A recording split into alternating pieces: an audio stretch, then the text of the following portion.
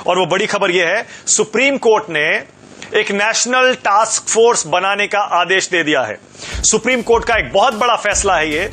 Supreme court ने देश में कोरोना से निपटने के लिए सरकारों का या पूरे देश का एक क्या रिस्पॉन्स होना चाहिए, उसके लिए नेशनल टास्क फोर्स बनाने का ऐलान कर दिया है। अब ऑक्सीजन के लिए, दवा के लिए यह टास्क फोर्स ही तय करेगी। यह टास्क फोर्स तय करेगी किस राज्य को कितनी जरूरत है, उसके हिसाब से दिया जाएगा। 10 बड़े डॉक्टर होंगे, कुल 12 सदस्य इसमें होंगे।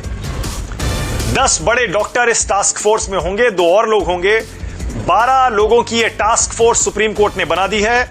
और यह टास्क फोर्स जो सुप्रीम कोर्ट ने बनाई है, अब यह ऑक्सीजन की सप्लाई पर नजर रखेगी, दवाइयों की सप्लाई पर नजर रखेगी कि कौन से राज्य को वहां स्थिति को देखते हुए कितनी ऑक्सीजन चाहिए, कितनी दवाएं चाहिए, और उतनी ही उपलब्धता कराना यह टास्क फोर्स केंद्र सरकार और राज्यों के साथ मिलकर सुनिश्चित करेगी।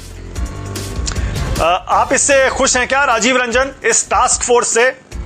क्योंकि बहुत सारे विपक्षी राज्य तो खुश होंगे, वो कह रहे थे कि हमारे साथ सौतेला व्यवहार होता है।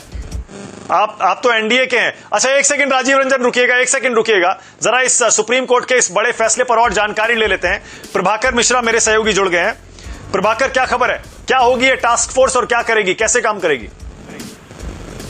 देखिए, टास्क फोर्स की जरूरत है, ये बात केंद्र सरकार ने भी कहा था और सुप्रीम कोर्ट ने भी ये बात कही थी, क्योंकि ये केंद्र सरकार की तरफ से बार बार आरोप लगाया जा रहा था कि जैसे दिल्ली की बात आ रही थी कि दिल्ली में जितने ऑक्सीजन की जरूरत है उससे ज्यादा दिल्ली मांग रहा है। तो इस तरह से केंद्र सरकार ने कहा कि ऑडिट होने की जरूरत है, इसलिए सुप्रीम कोर्ट ने 12 सदस्यीय ऑडिट टास्क फोर्स का गठन किया है। और साथ ही साथ ये भी कहा है कि ये जो टास्क फोर्स होगा प्रत्येक राज्य के लिए ऑडिट के लिए कमेटी का गठन करेगा। और क्योंकि दिल्ली की समस्या ज्यादा थी, इसलिए सुप्रीम कोर्ट ने खुद से एक ऑडिट टीम का गठन कर दिया, जिसमें एम्स के निदेशक डॉक्टर गुलेरिया होंगे, रणदीप गुलेरिया, उसके बाद से मैक्स हेल्थ केयर के डॉक्टर संदीप पुधिराजा और केंद्र तथा दिल्ली के एक इकाई अधिकारियों को उसमें शामिल किया गया है।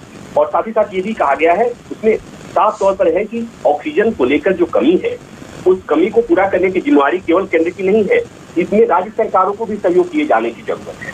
और ये दिशा निर्देश इसलिए भी जरूरी है कि आज जो राज्य सफरिंग्स है या राज्यों से जो डिमांड आ रही है, भविष्य में तीसरे लहर की बात हो रही है, तो ऐसे में एडिक्वेट तैयारी हो, राज्य सरकार उसके लिए पहले तैयार रहे। ये सारा कुछ देखने का काम इस टास्क फोर्स का होगा। तो इस तरह से कहे मानक कि चूंकि देश ने देखा है कि किस तरह से अलग अलग राज्यों में अलग अलग अस्पतालों में ऑक्सीजन का क्राइसिस लगातार चल रहा है। दिल्ली ने कई बार देखा, हरियाणा, गुड़गांव ने देखा कि ऑक्सीजन के शॉर्टेज में लोगों की मौतें हुई। तो वो कमी वो इसकी दोबारा नहीं हो और आने वाले समय के लिए तैयारी हो, समय मुकम्मल तैयारी हो, उसके लिए सुप्रीम कोर्ट ने इस तरह का दिशा निर्देश।